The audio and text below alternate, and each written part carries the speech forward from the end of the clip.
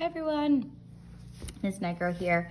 We are going to continue our work on inequalities and talking about whether or not something is a solution. So in your notebook on a new page, write inequalities, is it a solution?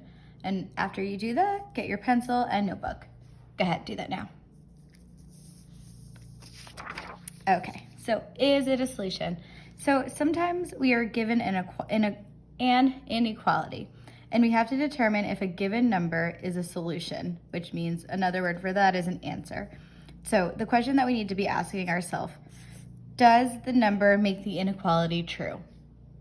So we're going to find that out today. So does the number make the inequality true? Okay. So now we are, sorry, a lot of papers. Back to the shirts. So remember this problem. We've seen it a few times now. A store has a clearance rack of shirts that each cost the same amount.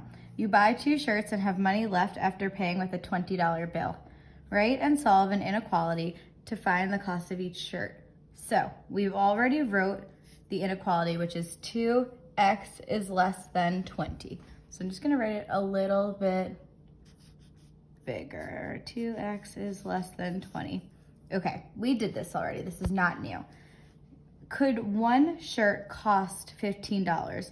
Would the inequality be true? Okay, so what they're saying is if we substituted in 15 for x, will that make this inequality of 2x is less than 20 true? So I'm going to substitute in 2, 15 less than 20. So 2 times 15 is 30. Is 30 less than 20? So no, 30 is not less than 30. So this inequality is not correct. So the cost of one shirt could not be $15 according to this inequality, 2x is less than 20. Okay, so we're going to do some more. Some new problems now. So on top of your page, write and solve an inequality. So Charles has $23 to spend on art supplies. He wants to buy markers, paper, and glue. If the total cost of the markers and paper is more than $14, which inequality represents the dollar P Charles can spend on glue? Okay, so some things that are important to note. Charles has $23 to spend on art supplies. So that means he cannot spend more than $23. He only has $23. If the total cost of the markers and papers is more than $14, which inequality represents the dollar P Charles can spend on glue? Okay, so the first thing I'm going to do actually before I even continue onward is to subtract the difference. So 23 minus 14, which gives me 9. Okay, so I know that P is representing how much he can spend on the glue. So right away, I know that he only has $9 left over to spend on the glue. So I can eliminate choice C and D right away. We wouldn't want to add 23 plus 14, which would give us 37, because that would say in addition to the $14 that he's already spending on the markers and the paper, he's adding the $23 to it. And he doesn't have more than $23, so we just can't possibly have that. So now we're between A and B.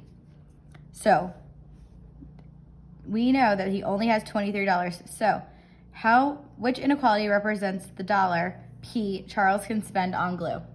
Does it need to be P is less than 9 or P is greater than 9? Take a second, choose your answer. Okay, if you picked answer choice A, you are correct. We know that he needs to spend $9 or less on glue in order to not exceed his $23 amount that he had brought with him to the store. Okay.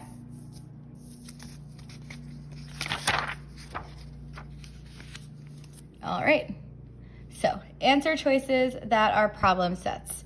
So in which set do all of the values make the inequality 2x minus 1 is less than 10 true? So, sorry, I like to have a little bit of background on these papers. What we are going to do is look at each answer choice and just sub in for those to see which ones are true. So I'm gonna start with A. So here are choice A's. Okay, so I'm gonna start with 10. So 2, substituting in, first I'm gonna do 10. Minus 1 is less than 10. Okay, 2 times 10 is 20, minus 1 less than 10. 20 minus 1 is 19. 19 is not less than 10. So I can tell you right off the bat that answer choice A is not correct because 10 itself does not make this true. Okay, let's look at answer choice. I made this into quadrants. B. Start by writing it 2. I'm gonna look at this 5 now. 2, substitute in 5. Minus 1 is less than 10. 2 times 5 is 10. 10 minus 1 is less than 10. 9 is less than 10. Okay, so 5 works. Let's try 7 now. So 2, 7, minus 1, less than 10. 7 times 2 is 14. Minus 1 is less than 10. 14, 13. Okay, so 13 is not less than 10. So 7 does not work. Okay, so I can cross out B. Okay, I'm starting to see that my numbers need to be 5 or lower, maybe 6 or lower. Let's see. So choice C. Now we're going to do the same thing. Sub in 2, start with by 4. Minus 1 is less than 10. 2 times 4 is 8.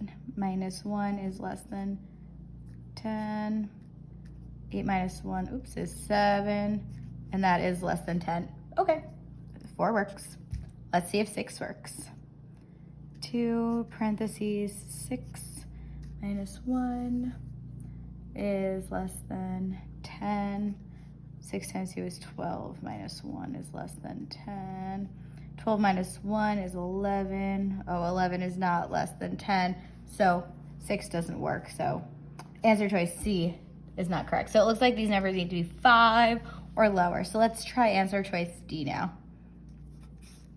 Sub in again, 2. We're gonna start with 2. Minus 1 is less than 10. 2 times 2 is 4. Minus 1 is less than 10. 4 minus 1 is 3. And 3 is less than 10. Okay, 2 works. Let's try 3. 2 in times 3 minus 1, less than 10. 6 minus 1 is less than 10. So 5 minus 6 minus 1 is 5. 5 is less than 10. Great, so 3 works. Okay, I feel like it's a little squishy. Let's try our last choice. I like to do every single choice before I move on. 2, 4, minus 1, less than 10. 2 times 4 is 8. Minus 1, less than 10. 8 minus 1 is 7, is less than 10. Okay, so that works, which makes answer choice D of 2, 3, 4 correct. So often with these, you just take the values that they've put in the answer choices and just sub in for the variable and just decide, is that true? So does this inequality, does substituting this number in make this inequality true? All right, have a great day. See you soon. Bye.